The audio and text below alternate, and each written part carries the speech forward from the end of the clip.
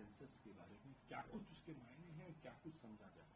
देखिए, 16 अप्रैल 2023 को खड़गे जी ने, कांग्रेस अध्यक्ष जी ने प्रधानमंत्री को लिखा था कि जाति गणना होना जरूरी है, और कई कारण भी दिए थे, और उन्होंने मांग की थी जल्द से जल्द जो 21 की जनगणना आपको करवाना था, उसमें विलंब हुआ है, देरी हुई है, उसमें आप जाति जनगणना भी करवाइए। 16 अप्रैल 2023 को उस खत का तो जवाब भी नहीं मिला प्रधानमंत्री से।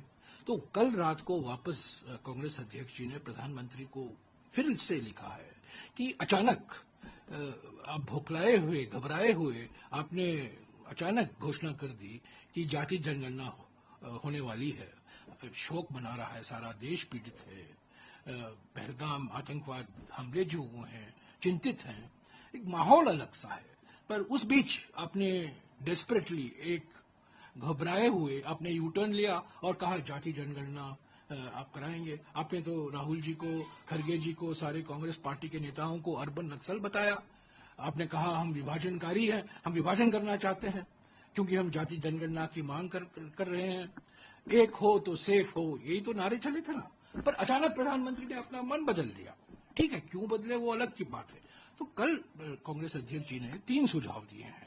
उन्होंने कहा, पहला सुझाव, महत्वपूर्ण सुझाव, जो प्रश्नावली आप तैयार करते हैं वो सही तरीके से आप तैयार कीजिए। देखिए, मेरे पास जो सेंसस कमिश्नर है, सेंसस कमिश्नर की ओर से जो प्रश्नावली तैयार की गई है, जो क्वेश्चनेयर है, जो अनुसूची है, इसमें 34 सवाल दिए गए हैं। इस 34 सवालों में से 13वां सवाल जाति से जुड़ा हुआ है, और ये क्या कहता है कि क्या आप एससी हैं या एसटी हैं या अदर हैं। ये सवाल है। ये तो जाति जनगणना ऐसा तो नहीं हो पाएगा ना।